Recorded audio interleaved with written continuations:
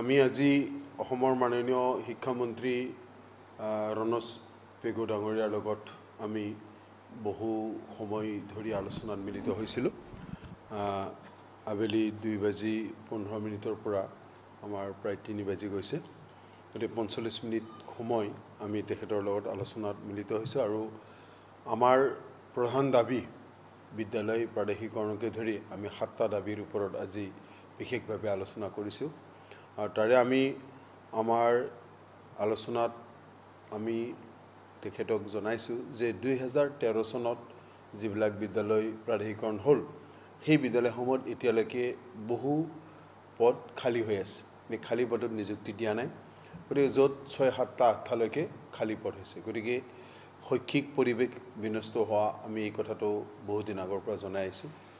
আৰু তেতিয়া তেখেতে কৈছে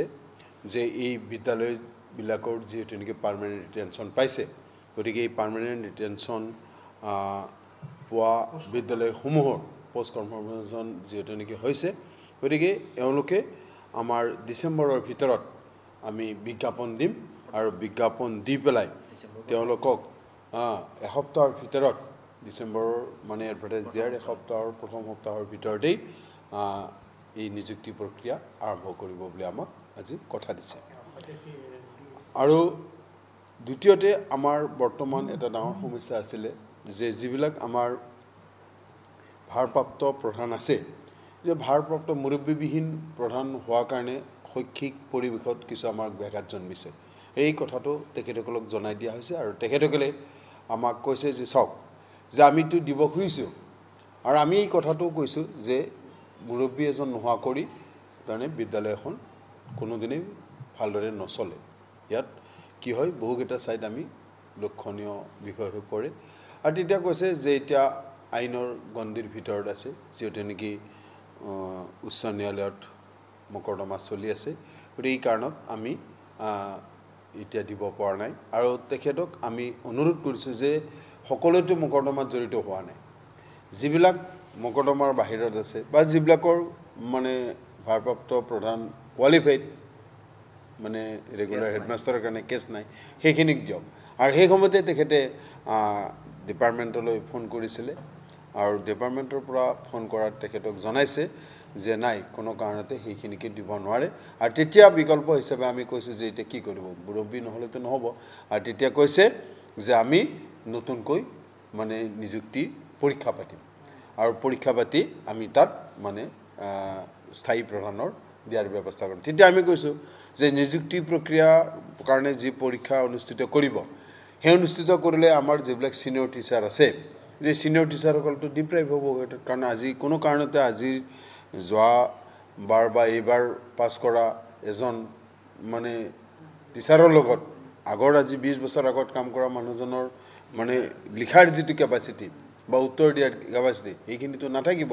গতিকে তেওঁলোক ডিপ্ৰাইভ হ'ব। তেতিয়া তেখেতসকলে আমাক কৈছে যে এইটো আমি কোনো কাৰণত সেই নকৰোঁ, আপোনালোকে নিশ্চিত থাকক। আৰু তাৰ লগত আমাৰ কি আছে 2013 বা 2017 আৰু 21 চনত কিছু সংখ্যক শিক্ষক আমাৰ প্ৰাদেশিকৰণৰ পৰা বঞ্চিত হৈ আছে। গতিকে এইখিনি সম্পৰ্কত আমি অগ্ৰগতি সম্পৰ্কত আলোচনা কৰিছিলোঁ আৰু তেতিয়া কৈছে যে আমি এতিয়া ক্লাছ 8 পাৰ্মিশ্যন ৰিকগনাইজ ধৰিছোঁ, কোনো মানে এই এফেক্টেড হেৰি ডেটলৈ কথা নাই। গতিকে আমি যিমানখিনি পাৰোঁ, যিমানখিনি নমনীয় ভাৱত আমি কৰিব পাৰোঁ সেই অৱস্থালৈ আমি চিন্তা চৰ্চা কৰি এই মানে সমস্যাটো সমাধান কৰিব বিচাৰিছোঁ। আৰু আমি কৈছোঁ যে অসম হাইস্কুল শিক্ষক সংস্থাৰ জন্মলগ্নৰ যিটো দাবী, ইয়াৰ পিছত যাতে আপোনালোকক আমি গভৰ্ণমেণ্টক এই দাবীটো দিব নালাগে আৰু যিটো আমাৰ এই ৰৈ যোৱা শিক্ষকসকলৰ দাবীটো আমি দিব নালাগে, তাৰ এটা সুব্যৱস্থা কৰক। তেতিয়া তেখেতসকলে কৈছে যে আমি যিমান পাৰোঁ এইটো ব্যৱস্থা কৰিম আৰু আমাৰ 25 তাৰিখৰ যি বিধানসভা হ'ব তাত আমি ৰুলখন এমেণ্ডমেণ্ট কৰি এইটো কৰিম। আৰু আমাৰ যিখিনি ৰৈ যোৱা শিক্ষক, গতিকে ৰৈ যোৱা শিক্ষকখিনি কেনেকৈ আমি কৰিব পাৰোঁ চিন্তা চৰ্চা নকৰাকৈ থকা নাই, কিন্তু আইনে এইটো ঢুকি নাপায়। কিন্তু আমি ক'ব বিচাৰিছোঁ যে যিহেতু নতুনকৈ আইনখন কৰিব, আমি এই কথাটো কৈছোঁ এই আইনখনত যিকোনো প্ৰকাৰে বৰ্তমানৰ আইনখনত যিবিলাকৰ কোৱালিফাইড হৈ আছে, এই কোৱালিফাইড হৈ থকা টিচাৰখিনিৰ পদসমূহ যাতে কোনো কাৰণত ৰৈ নাযায় আৰু আমি যাতে ভৱিষ্যতে এই বিষয়ে অসম চৰকাৰক ক'ব নালাগে,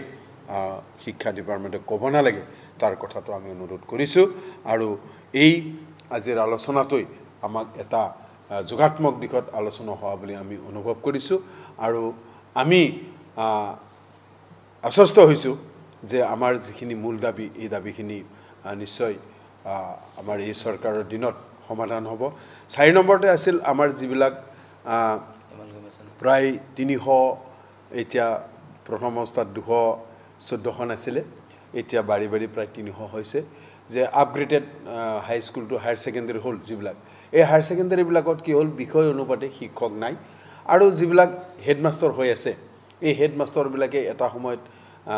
হেডমাষ্টাৰৰ সিল মাৰিব লাগে আৰু এটা সময়ত প্ৰিন্সিপালৰ সিল মাৰিব লাগে আমি এই কথাটো কৈছোঁ যে বহুদিন ধৰি কৈ আছোঁ যে এই ব্যৱস্থাটোৰ অৱসান আমাক ঘটাব লাগে কাৰণ এজন মানুহে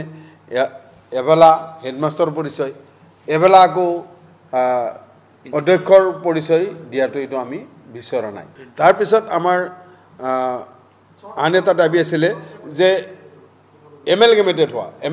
হোৱা বিদ্যালয়বিলাকত কি হ'ল এলপি আৰু এমইৰ পোষ্টবিলাক এতিয়াও খালী হৈ আছে তাত নিযুক্তি দিয়া নাই গতিকে আমি কৈছোঁ যে এইবিলাক নিদিয়াৰ বিনিময়ত এজন পোষ্ট গ্ৰেজুৱেট টিচাৰে ক্লাছ 1 ক্লাছ 2ত কি কৰিব অংক শিকাব লগা হৈছে মানে অ আ ক খ শিকাব লগা হৈছে তাৰপিছত আছিলে আমাৰ যিবিলাক আমাৰ ইনফ্ৰাষ্ট্ৰাকচাৰ যে বিদ্যালয়বিলাকত বহু বিদ্যালয় আছে যে শ্ৰেণীকোঠাৰ অভাৱ বাউণ্ডাৰী ৱাল মানে অভাৱ আৰু মেৰামতিৰ অভাৱ গতিকে এই বিদ্যালয়বিলাকত এনেকুৱা বিদ্যালয় আছে আমি তেখেতসকলৰ মানে ফিল্ডত গৈ চাই পেলাই সাৰ্ভে কৰি যিবিলাকৰ অতি প্ৰয়োজন সোনকালে গতিকে সেইবিলাকক আমি দিবলৈ কৈছোঁ আৰু তেখেতে কৈছে যে 20,000 স্কুলত এতিয়ালৈকে বাউণ্ডাৰী ৱাল নাই গতিকে অতি শীঘ্ৰে আমি এই 20,000 স্কুলক বাউণ্ডাৰী ৱাল দিয়াৰ আৰু ইনফ্ৰাষ্ট্ৰাকচাৰ ডেভেলপ কৰাৰ আমি কথা ভাবিছোঁ আৰু আমাৰ কম্পিউটাৰ টিচাৰসকলক আমি কৈছোঁ যে বৰ্তমান যিটো বিজ্ঞানৰ যুগ এই বিজ্ঞান কাৰিকৰীৰ যুগ এই কাৰিকৰীৰ যুগত আমাৰ কম্পিউটাৰ আৰু তাৰমানে ভোকেশ্যনেল টিচাৰবিলাক যদি আমি এপইণ্টমেণ্ট দিয়া নাযায় তেতিয়াহ'লে NEP 2020 মতে যিটো এটা লক্ষ্য আৰু উদ্দেশ্য লৈছে যে তাত সফলতা লাভ কৰিব নোৱাৰিব কাৰণ এতিয়া আমাৰ আজি হেল্থ কেয়াৰে হওক বা সিকিউৰিটি হওক বা মানে ICT হওক যে এইবিলাক মানে ক্লাছ ল'বলৈ হ'লে ছাত্ৰ ছাত্ৰীয়ে যদি বিষয়টো লয় দিয়া নাযায় তেতিয়াহ'লে NEP 2020 মতে যিটো এটা লক্ষ্য আৰু উদ্দেশ্য লৈছে যে তাত সফলতা লাভ কৰিব নোৱাৰিব কাৰণ এতিয়া আমাৰ আজি হেল্থ কেয়াৰে হওক বা সিকিউৰিটি হওক বা মানে ICT হওক যে এইবিলাক মানে ক্লাছ ল'বলৈ হ'লে ছাত্ৰ ছাত্ৰীয়ে যদি বিষয়টো লয় তেতিয়াহ'লে ক্লাছ কৰিবলৈ শিক্ষক দিব লাগিব গতিকে আৰু বৰ্তমান কম্পিউটাৰৰ শিক্ষক নহ'লে আমি কোনো বস্তুৱে তাৰমানে কি কৰিব নোৱাৰোঁ সময়ত আমি ডাটাবিলাক দিব নোৱাৰোঁ